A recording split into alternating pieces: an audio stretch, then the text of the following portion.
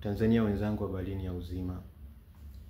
Kabla sijaleta ujumbe ambao Mungu ameukusudia kwa ajili ya taifa la Tanzania, ninaomba niombe ili Mungu anipe uongozi wake. Mungu uliye hai, ninakushukuru kwa kuwa wewe ni mwema, mwaminifu na wa haki. Ninaomba unitangulie kusema ujumbe uliokusudia kwa ajili ya taifa la Tanzania. Wewe ni Mungu ambaye tunakuhitaji utupe dira kama taifa. Wewe Mungu tunaomba uwe dira yetu kama taifa. Utuongoze sasa Bwana. Hatua zetu ziwe mikononi mwako Mungu wetu. Tunajua tumekutenda dhambi, lakini ulisema katika neno lako la Mambo ya Nyakati ya Pili sura 7 mstari wa 14 ya kwamba ikiwa watu wako uliowaita kwa jina lako watajinyenyekesha na kuomba na kutafuta uso wako, we Mungu utasikia kutoka mbinguni na kusamehe dhambi yao na kuiponya nchi yao. Na umesema kwamba macho yako yatafumbuka na kupaangalia mahali pale waombapo. Mungu uliye hai, kwa kutambua nafasi ya waombaji Mungu uliye hai, ninasimama kwa ajili ya taifa la Tanzania. Maana umesema kwamba utaangalia mahali pale waombapo. Kumbe kabla hujaangalia wanachofanya watu, unaangalia wanachoomba watu. Na ndio maana naendelea kusimama na taifa la Tanzania katika maombi Bwana, ili Mungu ukaweze kulipa mwelekeo hata kama lilikuwa imepoteza mwelekeo. Najua nguvu ya kuliunganisha taifa la Tanzania, nguvu ya kulileta pamoja tena taifa la Tanzania haitoki katika mikono ya wanadamu, inatoka katika mikono yako Mungu uliye hai, Mungu mwaminifu. Ninaamini ya kwamba kama ambavyo wewe ulipoitazama dunia na kuiona ya kwamba hii ukiwa tena utupu, kwa uwezo wako ndipo uliweza kuifinyanga tena Bwana, ndivyo ambavyo una uwezo wa kuifinyanga Tanzania iliyokosa mwelekeo ikapata mwelekeo. Kama iliwezekana kwa Tanzania, kwa dunia iliyokuwa ukiwa tena utupu na tena giza lilikaa juu ya vilindi vya maji, Bwana ikawezekana kuweka nuru. Mungu tazama hata kwa taifa la Tanzania Mungu inawezekana kuleta nuru tena katikati ya wakati huu wa giza. Tutangulie Bwana. Na ninaomba ujumbe ulioweka ndani yangu Mfalme, ninaomba Baba ukaniongoze kunena kwa kusudi lako Bwana, na Roho Mtakatifu awe ndani yangu akinitumia kufikisha ujumbe wako kwa taifa la Tanzania kama ulivyonikusudia. Na nyenyekea mbele zako Mungu, naomba nikuone wewe. Ulimwambia Yeremia katika kitabu cha Yeremia 33 mstari wa 3 ya kwamba niite nami nitakuitikia, nami nitakuonyesha mambo makubwa na magumu usiyoyajua. Hakika Bwana Mungu uliye hai, huu ni wakati ambapo Mungu tunakuhitaji kama taifa la Tanzania, tukuone wewe katika mambo yale makubwa na magumu tusiyoyajua. Hakika Mungu hatujui Bwana Tanzania itakuwa wapi, hatujui uelekeo halisi wa Tanzania.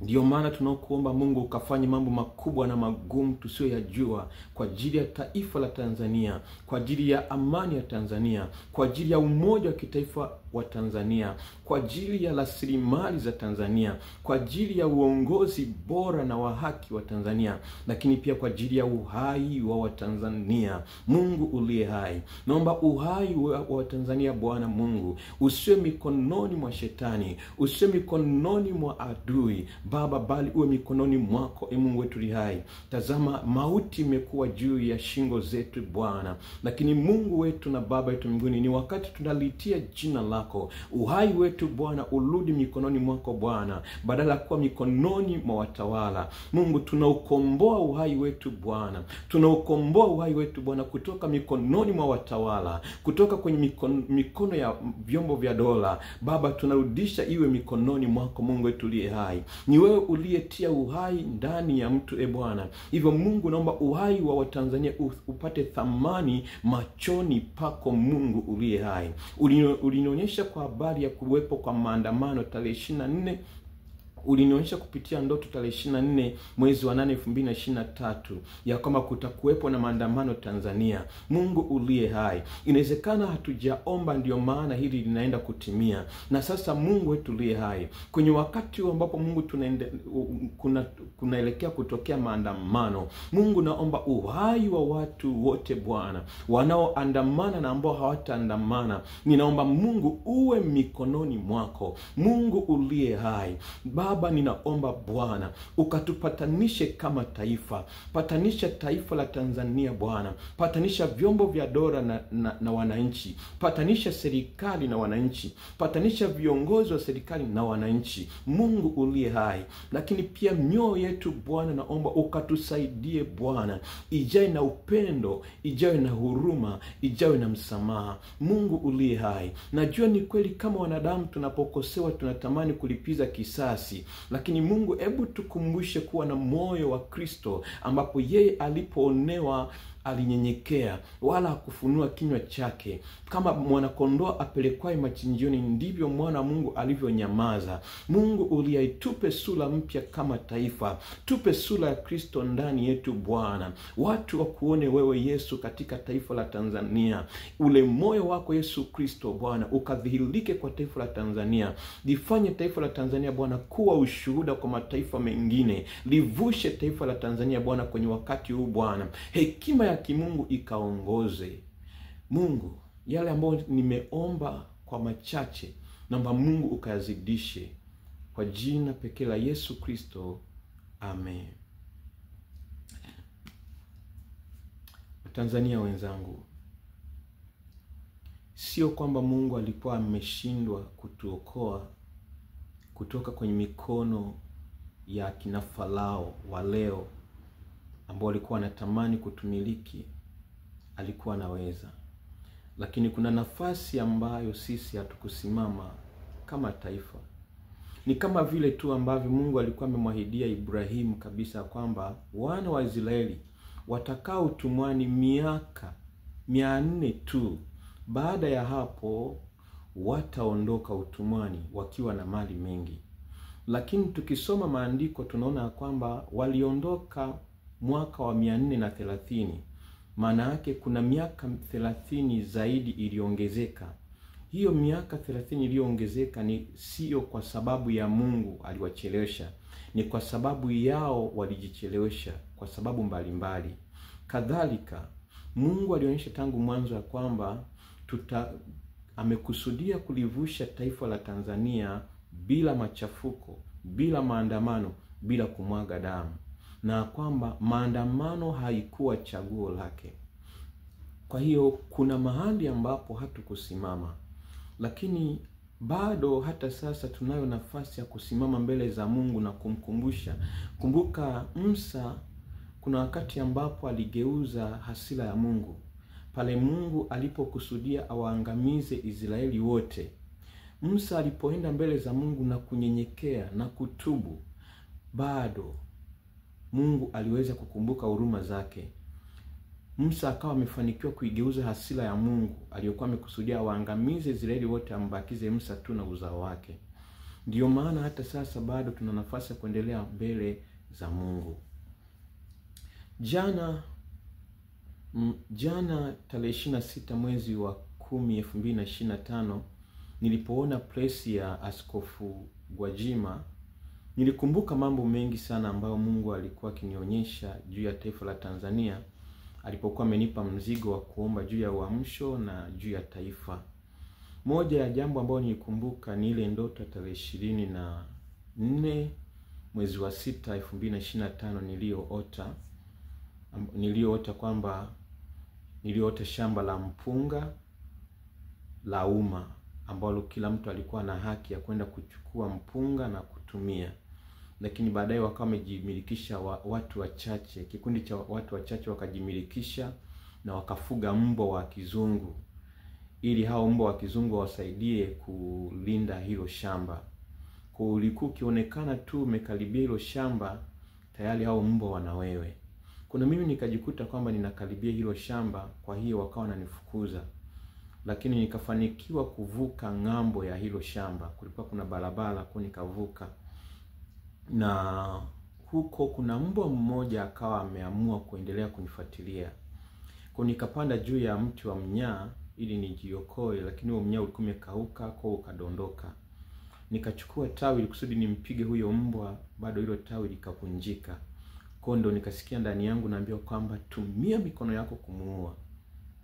Basi hapo nilipotumia mikono yangu ndipo nilipofanikiwa kumuua huyu mbwa. Nilipomuua tu hivi ndipo sasa Askofu Gwajima akawa ametokea. Na mwanzo ilikuwa ni kwamba yani tumetofautiana. Kwa maana yake ilikuwa kwamba nimetoka kumuua mbwa, sasa ni zamu ya kupigana na Askofu Gwajima. Lakini baadaye nikawa nimemkumbusha kwamba mimi na yeye hatupaswi kupigana. Hiyo ndoto kwangu ilikuwa na maana sana, kwa sababu nilikuwa nimetoka kuota ndoto ya kwamba anatafutwa, ya kwamba Rais mstaafu Kikwete anaagiza Gwajima akamatwe. Na ilikuwa kabla hata hajafungiwa. Yaani mimi nikiwa nimelala usiku, nilipokuja kuamka ndo nikakuta kwamba kanisa la Gwajima limefungiwa. Maana yake Mungu alinipa ndoto hata kabla sijajua kilichotokea. Kwa hiyo nilipoota ndoto ya pili kwa Gwajima, nikajua kabisa kwamba kuna maana kubwa ambayo Mungu ameikusudia. In short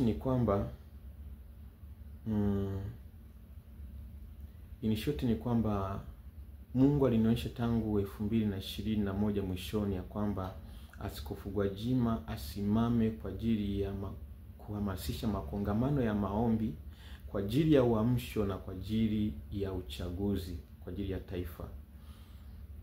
Na baadaye kweli nikawa niliendelea kuomba, kwa sababu sikuwa niendelea kuomba Mungu anipe nafasi ya kupata au amsemeshe pia. Kwa hiyo 2022 nikashangaa kumuona ameanza kufanya hiyo mikutano ya Injili, ingawa hakuifanya kwa namna ambavyo mimi Mungu alikuwa amenielekeza. Maana ndani yangu nilikuwa nimeshuhudia kwamba ni kwa ajili ya uamsho, lakini pia kwa ajili ya kuombea taifa.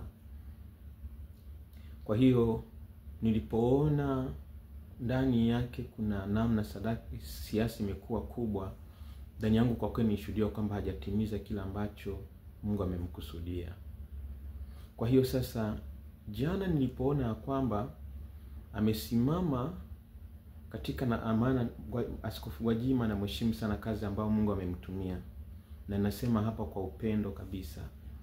Kwa hiyo jana aliposimama katika nafasi yake, nikijua kwamba Askofu Gwajima ana nafasi mbili. Moja ni kama mtumishi wa Mungu, mbili kama mtumishi wa umma au serikali. Kwa nilipoona jana anaongea akiwa kwenye nafasi kubwa ya kama mtumishi wa umma, nikakumbuka ya kwamba ile nafasi yake ambayo Mungu alikuwa amemkusudia asimame kama mtumishi wa Mungu, kuna namna ameipoteza kwa sehemu. Sasa ndio maana nikalink na ile ndoto niliyoota hiyo tarehe 24 mwezi wa 6 2025 ya kwamba kuna mahali tulikuwa tumepishana na akataka tupigane, ila nikamwambia mimi na wewe hatuna sababu ya kupigana.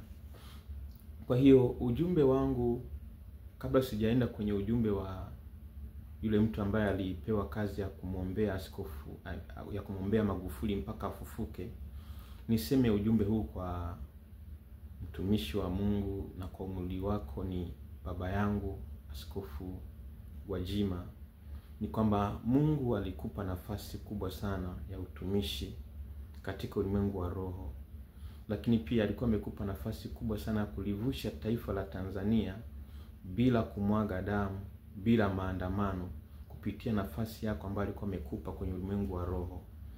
Lakini sisi ni binadamu. Hata mimi kwenye maisha yangu ya utumishi najua ni mara ngapi ambapo nimepoteza nafasi yangu kama mtumishi, na Mungu huwa ananishuhudia kabisa kwamba kama ningemsikiliza ile 2010 alipokuwa akisema na mimi, ananikumbusha yale maono aliyonitokea waziwazi mwaka 1998, akinikumbusha mimi nimekuita uwe mtumishi wa Mungu, usiwe bize na masomo ya elimu dunia kuliko mimi.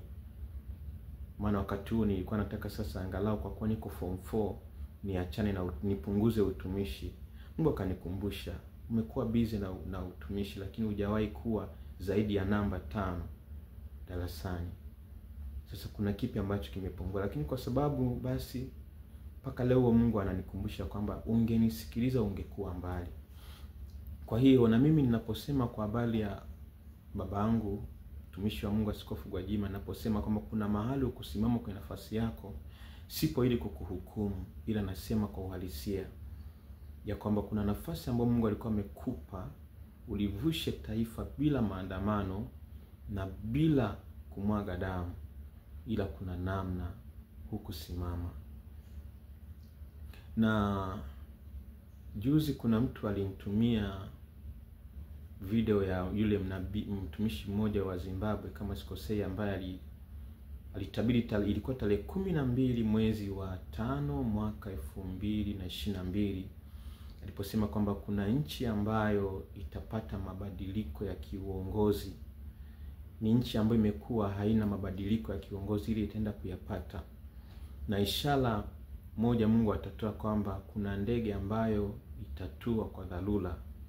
Kama hiyo ndege itatua na kuna watu watakufa, maana yake watu wa Mungu waombaji wa hilo eneo hawajasimama kwenye nafasi ya kuomba, kwa mabadiliko yatatokea, lakini itahusisha kumwaga damu. Lakini pia akasema kama ndege itawezekana kutua kwa dharura bila watu kufa, maana yake mabadiliko yatatokea kiuongozi na yatatokea bila kumwaga damu. Maana yake Mungu tangu mwaka 2022 alikuwa ameshaona hiki kinachoenda kutokea 2025, ila alikuwa na picha mbili: kitokee kwa amani au kitokee kwa damu. Kwa ndio maana anasema kwamba kuna nafasi ambao kama taifa, kama kanisa hatujasimama, maana Mungu alitangulia kutuonyesha.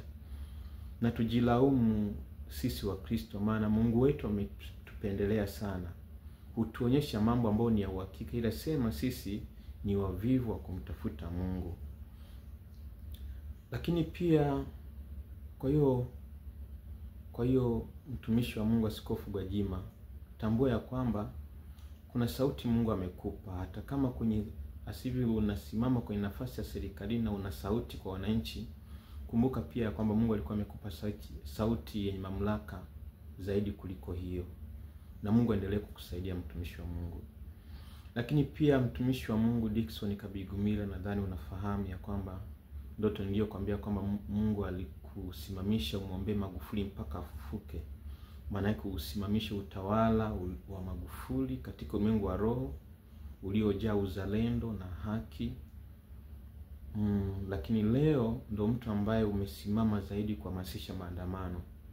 Bado nakukumbusha kwamba kuna nafasi ambayo Mungu alikusudia akutumie, lakini hukusimama vizuri. Maana Mungu kwa kila jambo huwa anatafuta viongozi, huwa anachagua watu ili awatumie kwa ajili ya wengine, watoe njia kwa ajili ya wengine. Kwa hiyo hata kama hili jambo linaendelea, kwa bali haya maandamano yanaendelea, bado Mungu anafunua haya kwenu ili kusudi mjue ni wapi ambapo mtaanzia kutengeneza na Mungu. Ni kweli Mungu atafanikisha kusudi lake, lakini atafanikisha kusudi lake katika nafasi ambazo nyie mmepoteza, yani mlizipoteza, hawajawatumia katika nafasi aliyowakusudia. Ni sana yule Baraka alipoteza nafasi yake ya kumuua Sisera kwa mikono yake, kwa sababu tu kuna mahali ya kumwamini Mungu. Kwa hiyo ujumbe huu ukiwafikia, uwape nafasi sasa kwamba kuendelea kutengeneza na Mungu, maana la sivyo kuna mambo Mungu atawazuia kuyakuwa ni msiyapate kwa sababu hamkusimama kwenye nafasi zenu. Lakini pia nina Askofu Gwajima, nanyenyekea sana, lakini naomba pia nikukumbusha kwamba kwenye ile ndoto ambapo tulishikana mikono pia kuna fumbo. Kushikana mikono inaweza ikabeba maana ya kushirikiana kwenye jambo fulani, lakini pia kushikana mikono inaweza ikawakilisha maana ya kwamba kubadilishana nafasi. Kwa hiyo Mimi kwa upande wa mama yangu mzazi ni wa ukoo wa Swea. Na wewe najua unafahamu kwamba wewe ni wa ukoo wa Swea. Kwa hiyo angalia sana usije ukajikuta kwamba Mungu amekuacha kwenye nafasi ya uongozi, akakutumia zaidi kwenye nafasi ya uongozi, alafu akaacha kukutumia zaidi kwenye nafasi ya kama mtumishi wa Mungu. Maana iko hivi, kuna wakati Mungu huwa anaheshimu unachokitamani. Mungu akikupa huduma kubwa, alafu kajikuta moyo wako umegeuzwa ukatamani kitu kingine, kwa nafasi anayokuheshimu anaweza akakupa.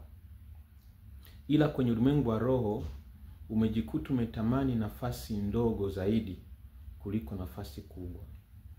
Naomba nitatumia andiko la mfalme nani, simkumbuki jina, ambaye Elisha alipotaka kufa, huyu mfalme alienda na alikuwa kwenye vita. Kwa Elisha akamwambia unataka nini?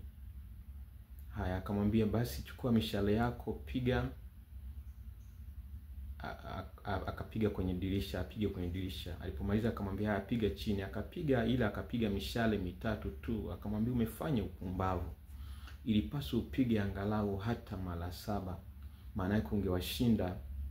Ilikuwa ni Washami si watu gani, ungewashinda mara hii, lakini hivyo utawashinda hivi tu. Nini? Maana yake kuna wakati ambapo Mungu anaweza kama kukusudia nafasi kubwa, kama huyo mfalme alikuwa amekusudiwa ashinde na zaidi ya kushinda. Ila alipofanya kidogo, maana yake akajikuta ameangukia kwenye position ndogo. Kwa hiyo huu ni kama utani ulio ndani ya Mungu, ya kwamba usishangae Mungu akanitumia akanipa nafasi yako kama mtumishi wa Mungu ambaye aliwahi kukutumia kwa namna ya ajabu, alafu wewe akakupa hiyo nafasi ambayo umeitamani moyoni mwako ya urahisi. Simaanisha kwamba Mungu ameniambia utakuwa rais, na wala sio kwamba utakuwa rais kwamba iko confirmed, lakini najaribu kukuelezea. Kwa hiyo kuna wakati Mungu anaheshimu mawazo yetu. Kuendelea kutafakari kwamba je, unatamani kuwa rais au unatamani uwe mtumishi mkubwa wa Mungu? Na nimeongea mengi bila mpangilio sana, lakini wakati mwingine Mungu amekusudia hivyo, maana nitangulia kumuomba.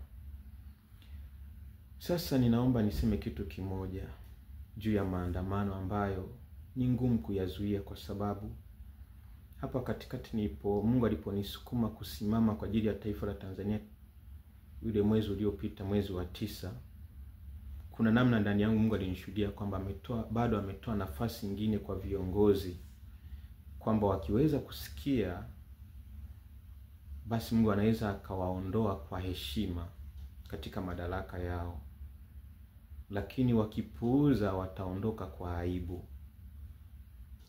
Ndio maana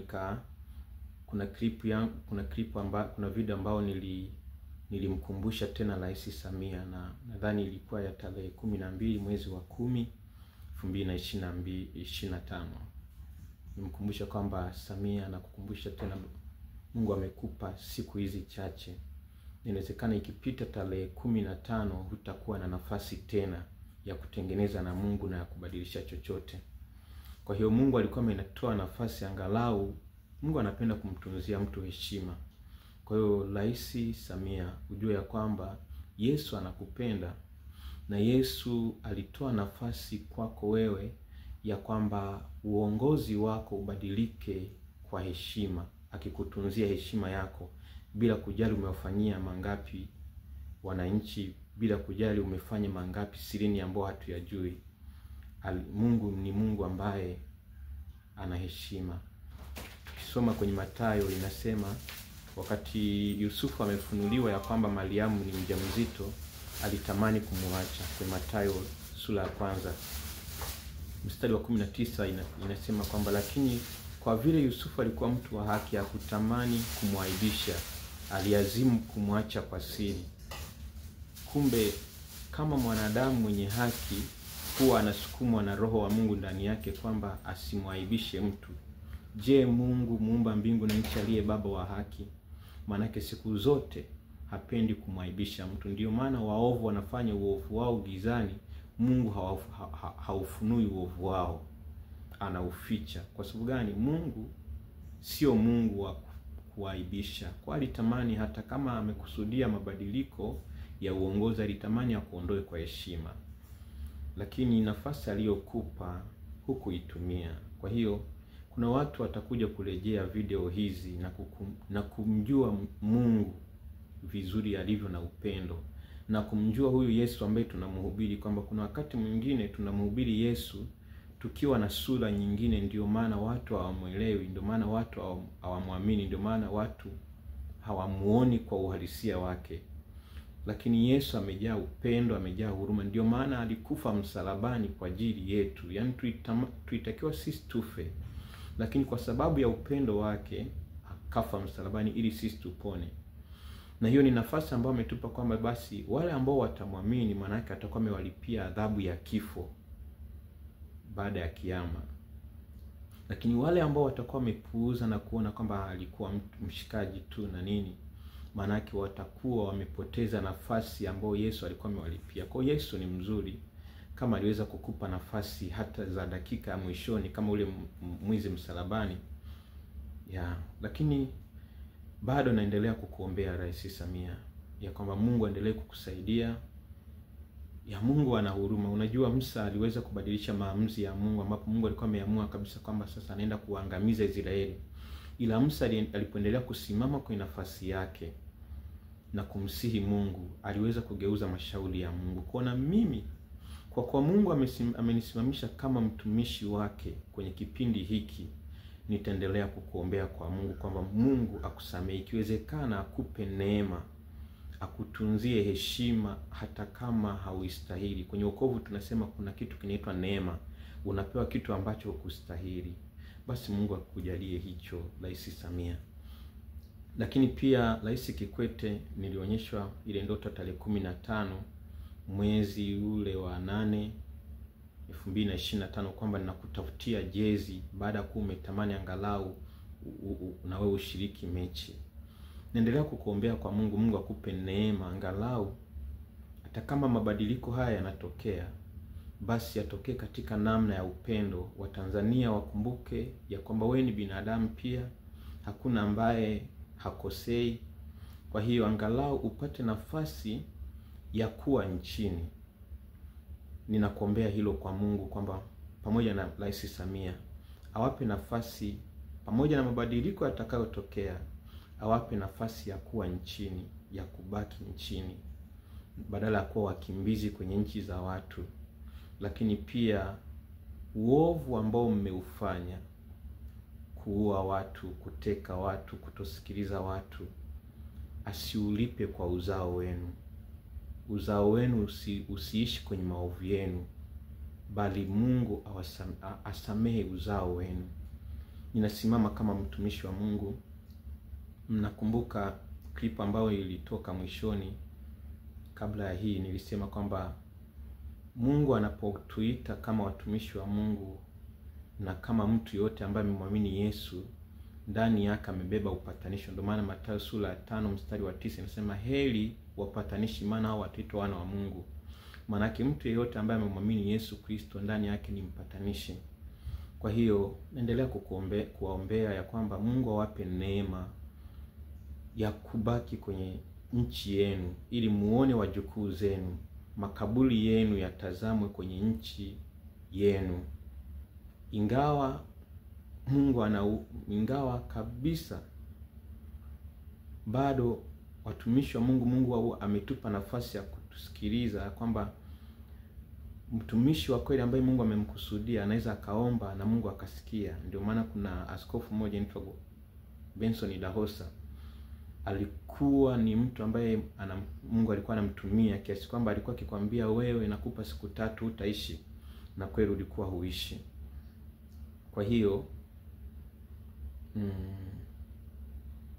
Kwa hiyo ila mimi ndani yangu Mungu amenipa neno la upatanisho. Nasimama kwa nafasi yangu kama mtumishi wa Mungu, ya Mungu awatangulie.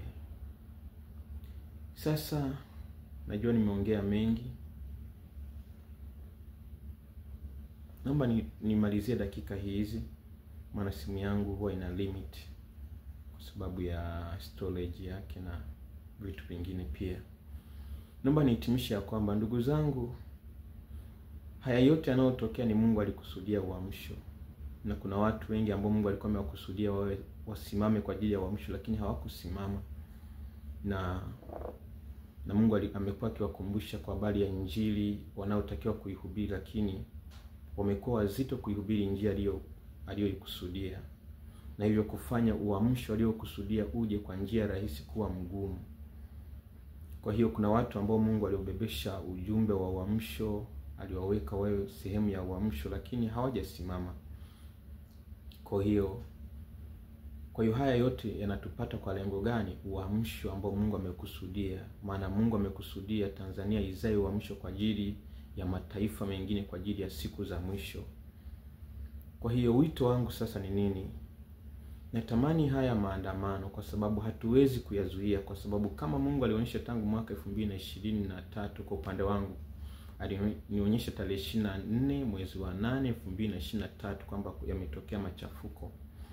Sasa kama hayo machafuko tumeshindwa kusimama kwenye nafasi zetu kama viongozi wa serikali, ambapo tulikuwa tunawajulisha kwamba kutakuwa na maandamano, kuna maandamano, Mungu anatuonyesha maandamano, lakini hamkubadilisha mfumo wa uongozi, manake leo hatuwezi kuyazuia kwa urahisi kihivyo. Kwa lazima yatokee.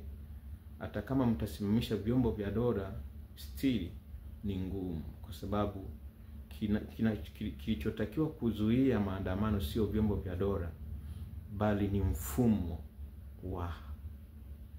wa uongozi wa haki. Kwa kama hakukuwa na mfumo wa kimungu wa uongozi, means uwezo kuzuia maandamano pia. Maana hayo maandamano pia yanatoka kwa Mungu ili kukomesha kila ambacho Mungu alikuwa hajakikusudia kiendelee kwenye taifa lake.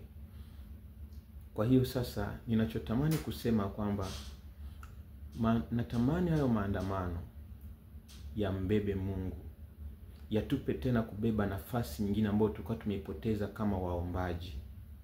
Nini ambacho namaanisha? Natamani hayo maandamano, kila mmoja ambaye unajua umeokoka na unasikia ndani yako kuandamana kwa ajili ya taifa lako, basi naomba uchukue Biblia. Chukue Biblia na ndani yako, badala ya kusikia ndani yako kutumia jiwe au chochote kwenye maandamano, tumia rohoni kwa ajili ya Biblia kumsimamisha Mungu, kuleta haki. Amua ndani yako ya kwamba hutatumia jiwe, badala yake utatumia Biblia kwenye maandamano hayo. Huo ndo wito wangu ambao ninautoa kwa wale ambao mnasikia ndani yenu kuandamana kwa ajili ya taifa.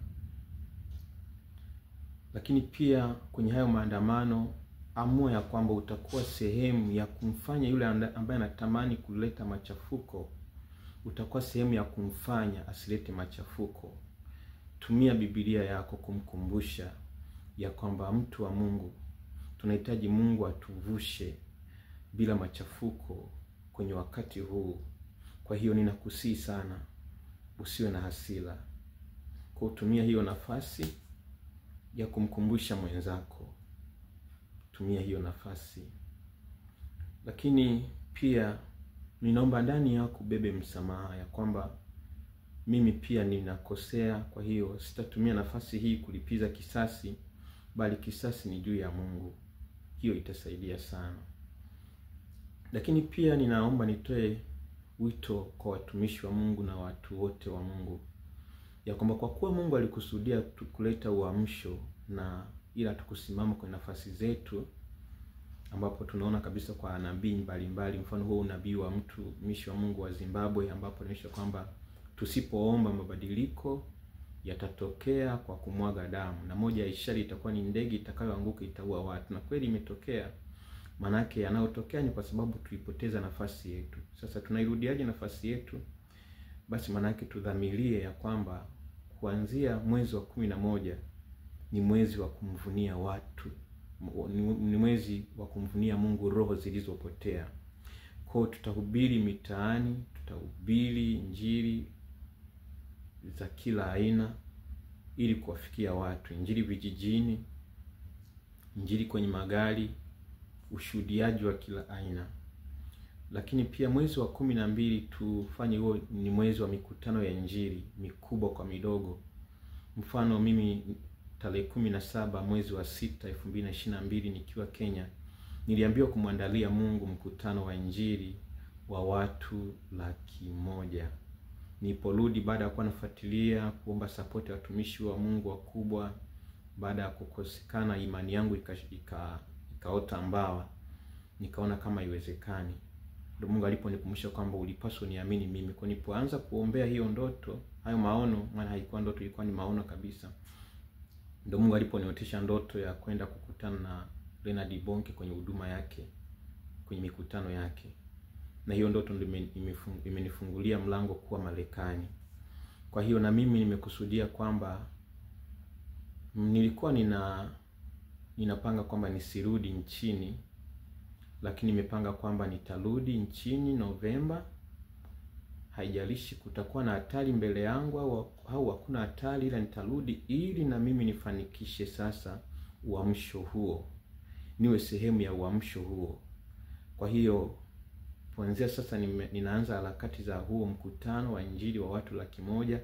Tunapanga kufanyia Dar es Salaam, ambapo kwenye ulimwengu wa roho Dar es Salaam ni kama kiini cha Tanzania.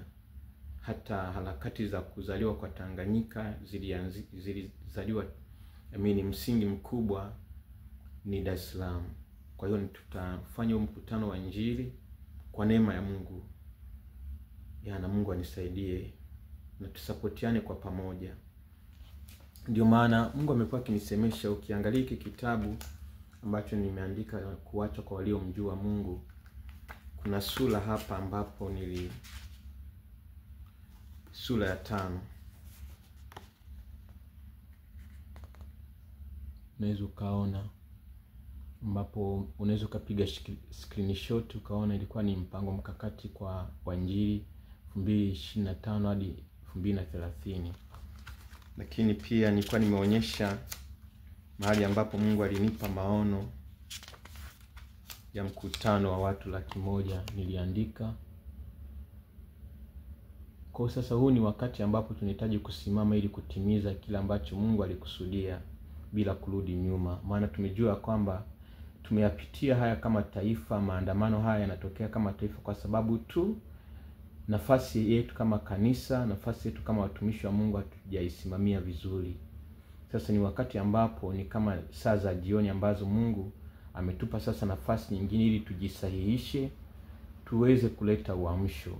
Kwa huu ni wakati ambapo ni wa kuondoa status zetu na kusimama na Mungu imara ili kuweza kuhakikisha kwamba tunalitimiza kusudi.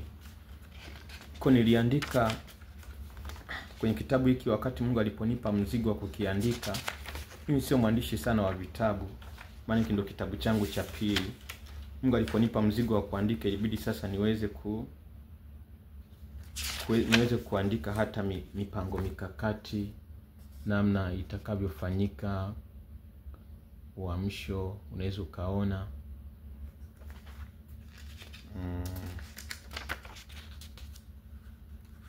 unaweza ukaona mpaka mahitaji na nini. Kwa hiyo ni wito wangu sasa ya kwamba hebu tusimame. Nitakuja nilitamani kwamba likizo hii nisije nchini, lakini nitakuja kwa ajili ya lengo hilo la kwamba kufanikisha mkutano wa uamsho wa watu 100,000. Naomba tusimame kwa pamoja, tushirikiane kwa pamoja. Najua kibinadamu ni ngumu kuandaa mkutano mkubwa dakika hizi chache, lakini kwa Mungu inawezekana. Na nimuombe mtumishi wa Mungu Gwajima na mtumishi wa Mungu Askofu Kabigumila kwa nafasi zenu ambazo Mungu aliwapa mwanzoni za kuomba kwa ajili ya kwamba Mungu asimame na taifa la Tanzania, kwa kuwa hata sasa hivi bado amewatumia kwa plani B, ingawa haikuwa plani ya kwanza ya Mungu. Minzi bado Mungu anawakumbuka. Maana ukiangalia mmoja mtu ambaye anahamasisha maandamano zaidi kwa waziwazi ni Askofu Dickson Kabigumila, ambaye mwanzoni alipewa nafasi ya kumwombea Magufuli mpaka afufuke. Kwa hiyo maana yake stili bado Kama Mungu ameamua kukutumia kwa plani B, manake still unaweza ukasimama na Mungu ili akutumie kwa plani A ya kwanza. Maana hapa sasa hivi tuko kwenye plani B ya Mungu. Maandamano ilikuwa plani B. Kwa hiyo hebu sasa tukumbuke sasa kurudi faster kwenye plani A kwa umoja wetu. Mtumishi wa Mungu Eliona Kimalo, nakumbuka nimekuja kwako kama mara 2 hivi nikikushirikisha juu ya maono haya ambayo Mungu amenipa ya uamsho. Kwa pamoja tushirikiane. Mtumishi wa Mungu Mwakasege, kuna ndoto ambayo mke wangu aliota juu yako, juu ya mama. Yaani wakati wa kushirikiana kwa pamoja ili kusimamisha ufalme wa Mungu. Kuna watu hawaamini kama ya kwamba wokovu kweli unapatikana kupitia Yesu Kristo, ndio maana wanatuchukia. Lakini tukiwadhihirishia Yesu alivyo, wataamini, wataelewa na watampokea Yesu kuwa Bwana na Mwokozi wa maisha yao. Kwa hiyo niendelee kuwaomba sasa, tuendelee kusimama. Na mwisho kabisa, mzidi kuniombea pia ili nitimize kusudi la Mungu. Maana leo nimeota ndoto ya kwamba kulikuwa kuna mahali ambapo watu walikuwa wanapatia chakula, ila baadaye mafuriko yakaanza kuja. Kwa kadri nilivyokuwa nachelewa kuokoa kile chakula, ndivyo maji yalivyokuwa yanazidi kuongezeka. Ndio maana, na hiyo nimeiota mchana wa leo tarehe 27 mwezi wa 10 2025. Ndio maana nikaamua sasa kwamba okay, maana kinatakiwa kurudi nchini na kufanya sasa kile ambacho Mungu aliniitia, badala ya kubaki kama likizo. Kwa hiyo tuendelee kutiana moyo. Amen. Unaweza ukashare huu ujumbe, ya tunaweza tuzidi kuwasiliana, tuzidi kuombeana. Lakini pia ninaomba kwa dakika hizi chache, kwa siku hizi chache, tuendelee kufunga na kuomba kwa ajili ya taifa letu. Mungu aendelee kutupa mwelekeo. Mungu awabariki. Naomba nihitimishe. Bwana Yesu, asante kwa kunipa neema ya kuongea kwa ajili ya taifa la Tanzania. Ninaomba sasa neema yako isimame na mkono wako uonekane. Naomba tuongozwe na wewe kwa kila jambo. Ujumbe huu Mungu ukaufanikishe kwa jina pekee la Yesu Kristo. Amen.